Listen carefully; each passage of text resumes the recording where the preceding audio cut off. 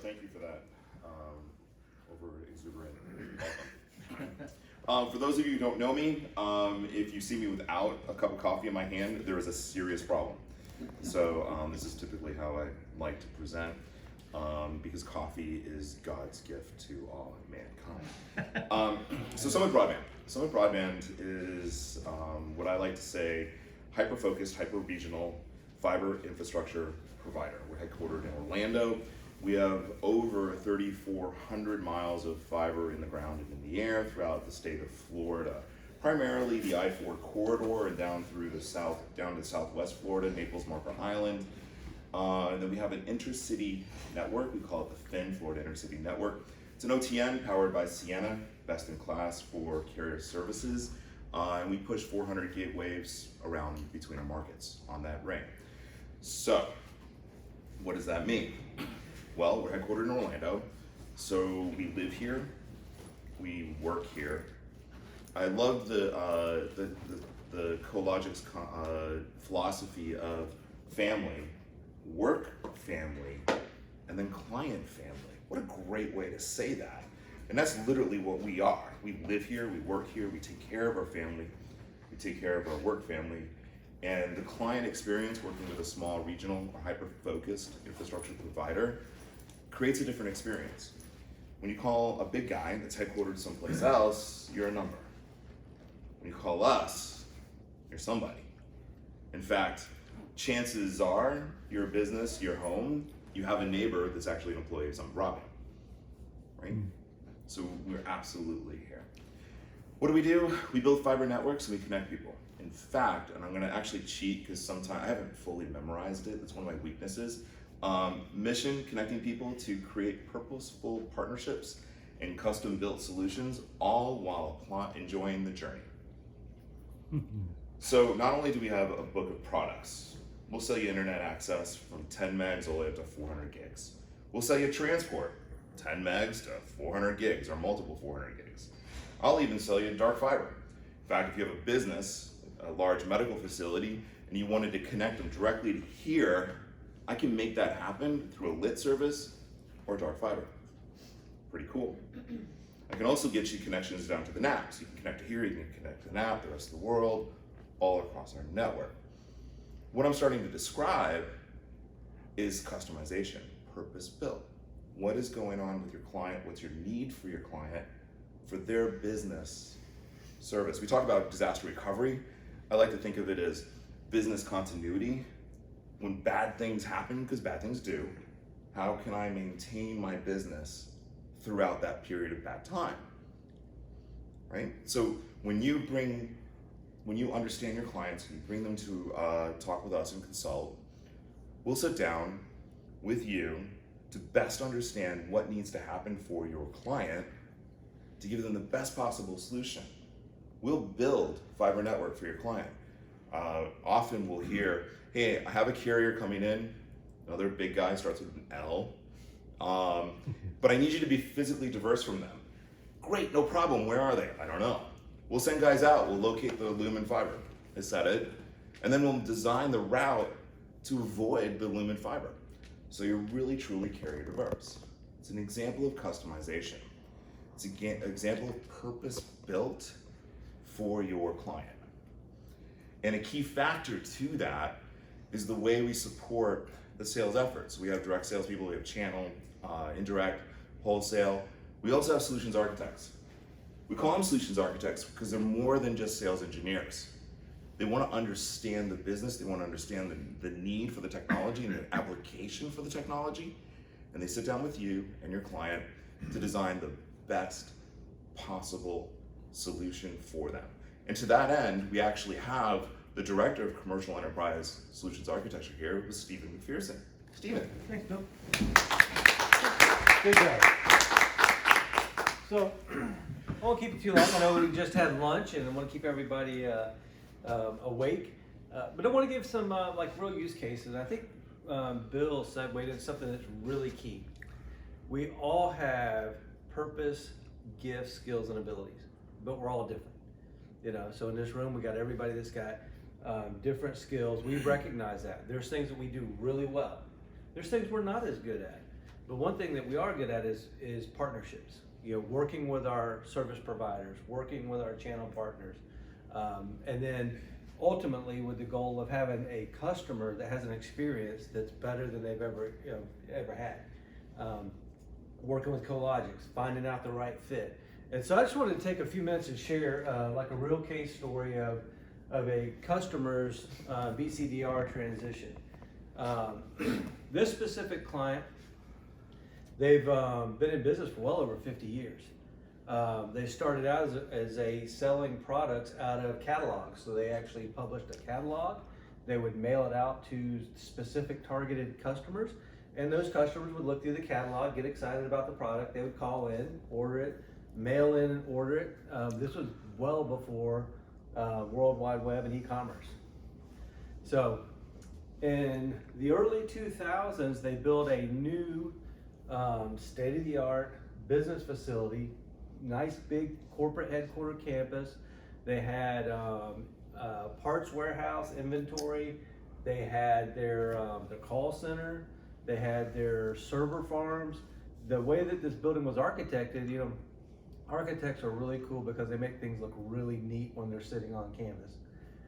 They're not super creative to like what Jack was talking about, dotting all the I's, checking all the T's, what happens if the roof gets a little leak, where are those servers sitting in the building and things like that. So I get a phone call about 4 days before a hurricane was approaching Florida, about 5 days before. It's kind of like when you're really kind of panicking to take care of things that are, you know, that are important, your home and things like that, your work. I worked at a network operations center at that time. They get a call, they say, okay, we need to forward our toll-free numbers. That was their main concern. Because at this point they had moved from the published catalogs to more of an e-commerce. They had a web presence. Their web servers were run out of the same building where corporate headquarters was moved. Nothing outside of that building or facility. The location sits in Titusville, Florida, 15 miles from the Atlantic Ocean, 2 miles from the Indian River. So they're smart enough to know, okay, we might have an issue. If this river comes up, our brand new building, it might be underwater. Let's at least make sure our customers can call us and order parts or do whatever. Not to think that all the servers that the employees would need to get access to, they're sitting in the same building. So when they called us up, I said, look, let's definitely, we can certainly get you a plan in place to forward the toll-free number so you can get your phone calls when the dust kind of settles, because now their clients are not only coming to, you know, into Titusville to order parts off the shelf, they're calling from all over the US and the world. And so just because we've got a hurricane coming that might impact Florida, that doesn't mean the phone's gonna quit ringing. So I said, look, you got a real serious thing that we should take a look at. Brought in an MSP to be a partner, and said, look, you may or may not survive this. If you lose this building and your communications, you lose your server room, your phone system sits here, all of your web servers, your e-commerce servers sit here, your database that's been built over 50 years, all your client records are sitting in the same place. What's gonna happen if you can't get to this building for weeks, months? You know, and that really got their attention. They're like, oh, yeah, you got our attention now, hope we can survive. So I said, I'll come over, we'll talk about some of the things we can do right now, immediately. One of the IT technicians, you know, you gotta love people at all levels. I've been there, I've been on the, everywhere from installing at the edge. Had the great idea to take a blue tarp canvas like you'd put on the roof. In the server room, he built it like a funnel over the servers, facing the door, and said, yes, we do have a secure door, but during this event, we're gonna leave that door wide open, and so that if in the event that we get a roof leak or something, at least that water will be diverted away from the servers. Well, you know what happened? They lost the roof. They lost the roof. Eventually, they had to replace those servers. But during this event, they did not lose their servers, they didn't lose their data, but it really opened their eyes up. So we had already started having that conversation early on. They were very fortunate that they didn't completely lose everything in there. And what resulted in it is the partner helped us look at a BCDR solution where we actually replicated, because at this point we weren't in the big cloud migration phase. This is early 2000s. And all their users were still on site. So they needed quick read writes, they needed that fast transactions to their database. So with the partner, we said, okay, well let's start to look at this in a bigger picture, because now your business is growing too. What happens if those employees can't come in here and answer the phones? You know, or they get moved outside of place. So what we ended up doing is we ended up replicating their servers into an offsite data center in Atlanta, or near Atlanta, in Georgia, doing snapshots periodically throughout the day, moved them to a hybrid environment where they were had servers running on site, servers running in the data center, moved the phone system into the cloud. You know, just completely pull it out of the data center altogether. From a carrier perspective, I lost a couple PRIs. They had 7 or 8 PRIs that they were running to their phone system. But the bigger side of it, as they continue to grow, as the commerce continued to grow, they needed more rack space and power in their data center because their clientele, their business grew. The company today, I believe, runs about 8 or 9 different business units. So they had a specific part and thing that they manufactured for specific types of automobiles. Now there's about 8 or 9 different ones, and they all have their own e-commerce sites. And things like COVID comes around, you know, being able to be diverse, having employees that are all across the U.S. now, their phone system supports it. But I think the biggest wins here, if we look at it, understanding our customers, understanding how technology changed. You know, when the catalog went away and it went to a web-based, they still do catalogs too, because some people, they might be getting to a point where most of their folks that love to get the catalog in the mail, that might be kind of going away, but they still probably have a few catalogs. Understanding how their business changed, being forward thinking, not thinking about how do we just serve. That's one of the things I heard Jack say earlier that I made a note of, not just thinking about what the fire drill is right now. Looking at what are we solving for today that's going to enable the enterprise down the road, or potentially make them more successful. That's what we're always trying to look at. And that's the partnerships we want to be a part of. We'll win some, you'll win some. Together, the customer wins. And so I think that's the most important. That's what I wanted to share. Thank you, Yep. Stephen. That's Thank awesome.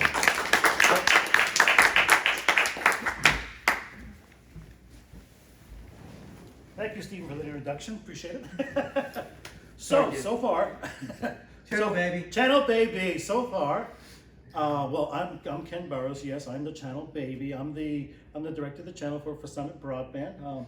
Been brought on board for a year to bring this channel forward, and we're doing a great job. So far, we have learned from Bill Lean a little bit more about who is Summit Broadband. And we've learned from Stephen McPherson a real case scenario where he actually helped. One thing we haven't talked about is how do we turn it into cash?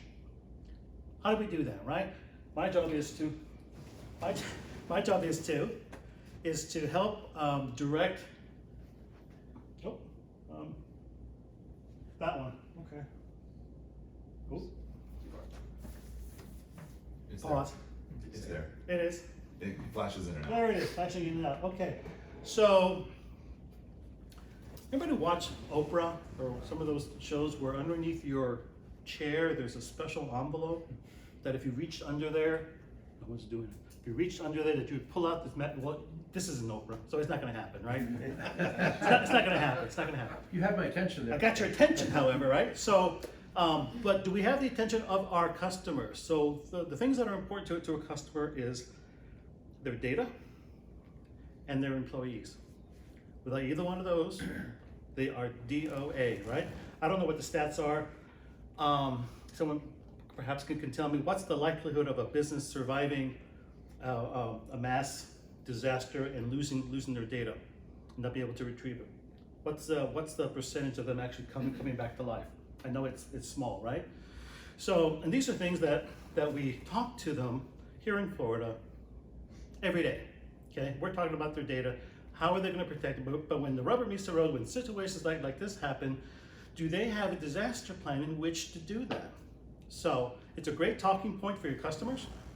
It's a great segue in. This is where we're approaching hurricane season. I just wanted to touch base with you, make sure that you're doing okay. Do you have a disaster plan, a written disaster plan? They're going to look, well, somewhere, I think we do. No. Well, I happen to have one for you. So this is an example. This is a couple snippets of the disaster plan that I have prepared for you, for everybody to take home today. That was the envelope underneath your chair, right? You know, it's in the other room. So that you can take with you. So, and of course, in preparation, you need to have a good discussion about what is at risk in their particular customer, in their particular environment. Every businesses are different, right? So what's important to them, to this customer, may not be important to somebody else. So a detailed understanding, an inventory of what those items are is absolutely important. Then you ask them about their data, okay?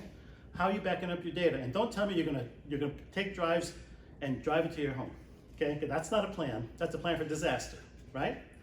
So is there a plan in which they can survive a data outage or an outage for at their main business, right?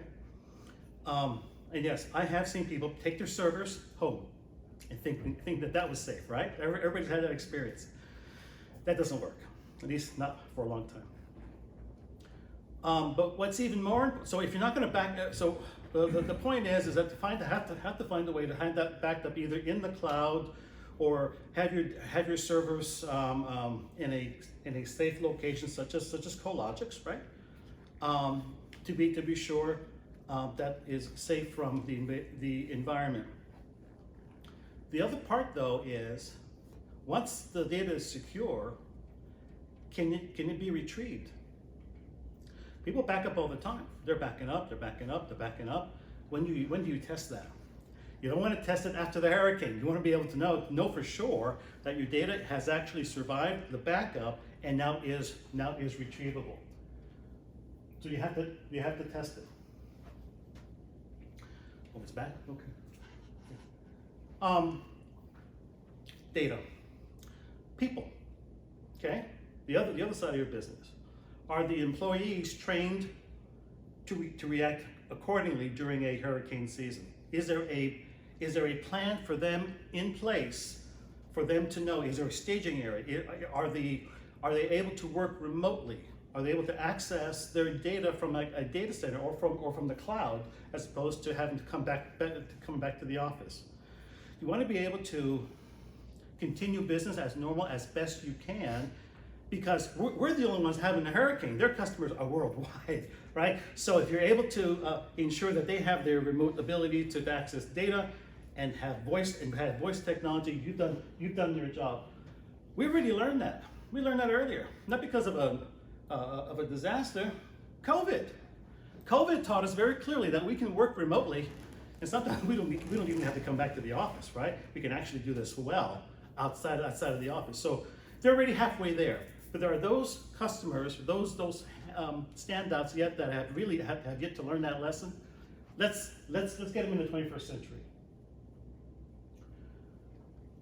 Last part, Jack talked about it earlier, is your vendor relationships. Are you on target with your vendors? During a hurricane, you want to make sure that all that stuff is kind of taken care of, buttoned down earlier on, right? Before the hurricane happens. You talk to your voice, your data, your suppliers, everybody that you do business with today, asking them, hey, are you going to be able to support us during this event? Well, or really after, okay? Get all that battened down. Jack talked about getting 750 gallons of unleaded fuel, right? Well, maybe that's a bit much for a small company, right?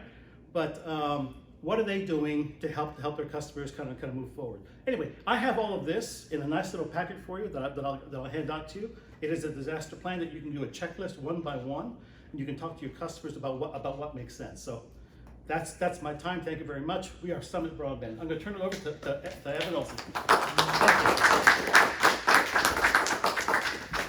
So, appreciate it, Ken. Appreciate Summit. But from a Cologix perspective, you heard Jack give a lot of detail on it, where I was chiming in, from the Cologix perspective, we're here to be your subject matter experts when it comes to being a data center. We'll get in every use we talked about a big generalization from like, business impact and, possible scenarios, but each case is going to be different based on whatever the end user is. We were going through an example, working with Summit for a law firm. This was, again, when it chimed in on, someone stating that their actual server room was second floor, third floor.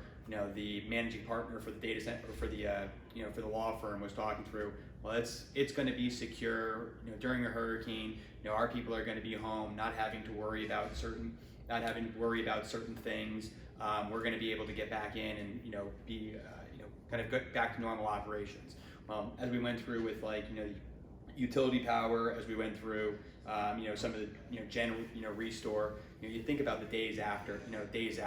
We put together, working with, and this was through a partner, working with the partner on putting together a, kind of a total cost analysis, looking at number of partners at the law firm, associates, paralegals, did a full cost analysis of how much revenue is generated based on billable hours for one day of outage. We packaged it up, presented to, the IT leader who walked into the managing partner, where it came out to be, from a network perspective, this was, internet, point-to-point, data center, 1 day of lost productivity from the law firm took care of a 36-month contract for all three of those, those elements. So it's like there's little tidbits from a law firm practice, manufacturing practice, where 1 day, protecting 1 day, could be the make or break it for for that year, could cover the contracts from from all the different elements, and just divert their focus from having to worry about all the things that Jack talked through and emphasized. So there was a pretty detailed list of the stuff that Jack put together. We have a lot of some of the questions specific to just getting the conversation started by just having a customer entertain, coming in and just going down and and speaking through the talk track of like how to protect their business, and that's gonna we'll lead a lot of that conversation and follow your guys' lead. So just wanted to thank you all for for your time and for Awesome. coming out. Is there a parting gift? Is there something? There is a parting gift. So we have a raffling off a nice generator. We don't have. We made the conscious decision to not have it here. We're going to ship it out to the house. So I'm actually going to grab some scrap paper, going to write down, and we're going to pull from it. So I have little pads over there sitting on the that's what desk. I'm going to grab right now. So be right back.